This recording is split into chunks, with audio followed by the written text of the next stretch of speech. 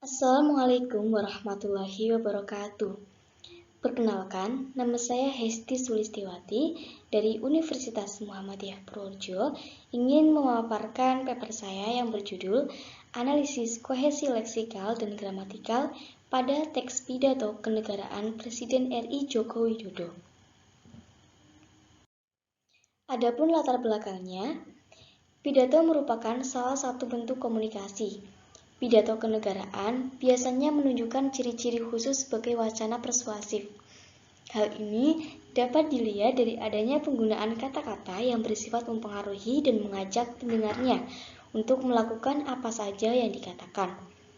Ketidakpahaman pendengar atau pembaca teks pidato dapat disebabkan oleh penggunaan bahasa yang rancu dan tidak adanya kepaduan bentuk maupun kepaduan makna. Seorang presiden dapat meyakinkan masyarakatnya melalui berbagai cara, antara lain pidato kenegaraan. Kepandaian berpidato merupakan instrumen utama untuk mempengaruhi massa. Oleh karena itu, dalam teks pidato kenegaraan harus mempunyai kohesi yang baik dan utuh. Kohesi harus selalu terjaga dalam setiap pidato kenegaraan. Hal ini dikarenakan teks pidato yang memiliki kohesi akan terlihat sistematis, sehingga gagasan dapat disampaikan sesuai dengan kaidah bahasa. Penelitian ini akan menelaah tentang kohesi dalam teks pidato kenegaraan Presiden RI Joko Widodo. Adapun rumusan masalahnya yaitu apa saja dan bagaimanakah penggunaan kohesi leksikal dan gramatikal dalam pidato kenegaraan Presiden RI Joko Widodo.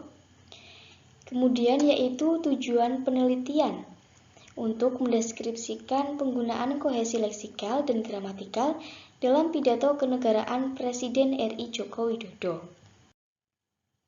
Selanjutnya, metode penelitian. Jenis penelitian ini adalah penelitian kualitatif.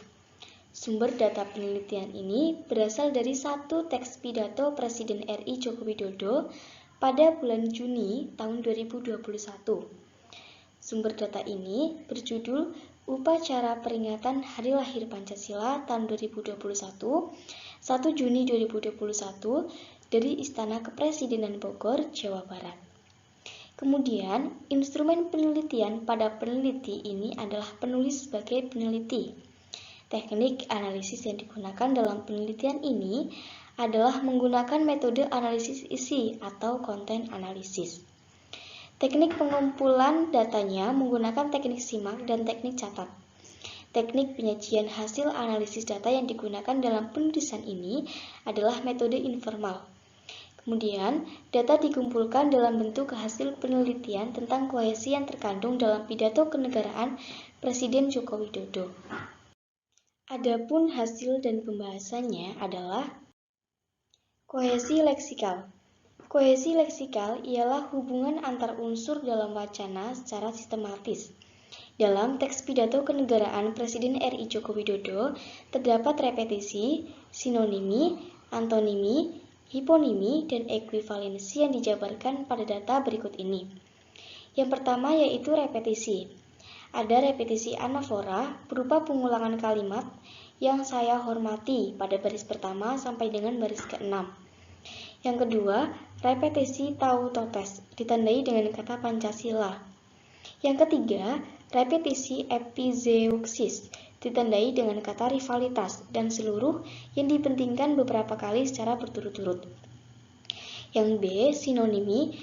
Pada data tersebut terdapat sinonimi kata dengan kata ditandai dengan kata rivalitas, kompetensi, dan kontestasi.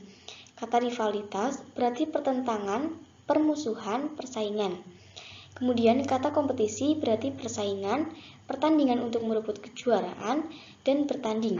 Sedangkan kata kontestasi berarti kontroversi, pertengkaran.